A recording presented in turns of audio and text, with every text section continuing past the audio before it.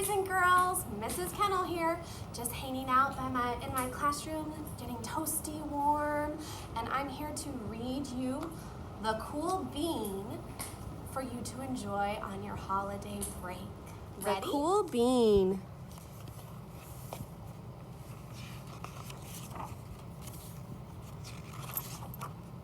Watch out!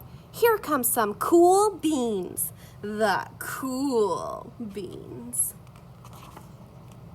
Oh yeah, check out how they move. Look at the way they swagger. Notice their sunglasses. Yow! The cool beans are known all over the school, from house to house, across town, beyond county lines. In the olden days, like last year, there were all big pods of beans. We were a mixed bag, but somehow it worked. Yep, those were the good old days. And then we stopped seeing each other as much. That's just how it is sometimes. You spend less time together, even though you're not totally sure why.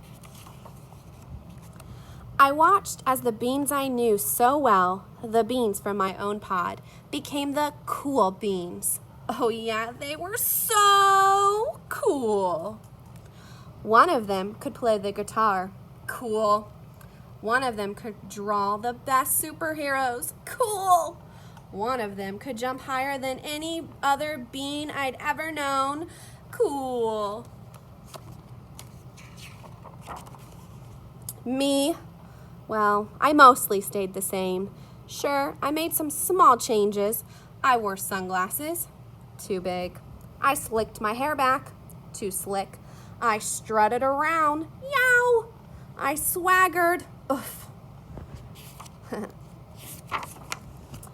I was still picked last for everything. My clothes never seemed to fit. I snorted when I laughed. I walked into stuff. I was the uncool bean for sure.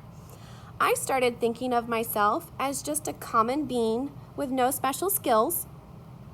I couldn't compete, so I didn't even try. I'd never be a cool bean. It seemed like there were two types of beans in the world. There were the cool beans and the beans like me. The days all blended together. I lived my life and things were just okay. I took tests and ate lunches and mostly kept to myself. The cool beans continued being cool. I mean, sure, I missed them a bit, but it's not like I was going to say anything. I felt like all that coolness had gotten in the way of our friendship. And that's how it went until one day I was in the cafeteria. I dropped my lunch on my loafers. Oh no, not again. But then something sort of miraculous happened. Out of nowhere, one of the cool beans helped me clean it up. He didn't even say anything. He just gave me a nod. That was it. Later, I was out on the playground.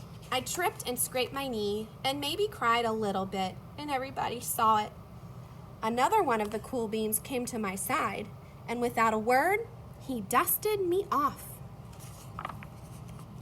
That afternoon, I was sitting in class. I wasn't really paying attention.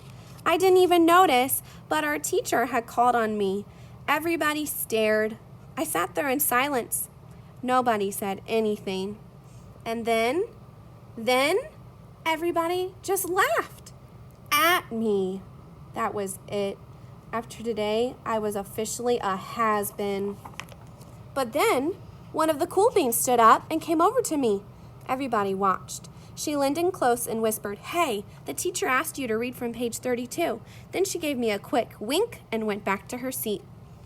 It was a small gesture, sure, but it was also everything. I walked home with a goofy smile on my face. I smiled all the way through dinner. That day made all the difference. It was a day that could have been really bad if not for the kindness of a few cool beans. It gave me a shred of confidence. That shred of confidence has continued to grow. Somebody had my back. or a few somebodies. After that, I started hanging out with the cool beans again. How you been, Bean? Get it? How you been? Not all the time, but sometimes. At lunch, after school, even on the weekends. Through all this, I realized that it's not about how you look or any of that other silly stuff. It's about a wink or a nod or a smile or just the right moment. It's about dusting someone off, helping them up again, and pointing them in the right direction. You need a hand? Yes, please. Now that's cool. The end. Thanks for reading with me.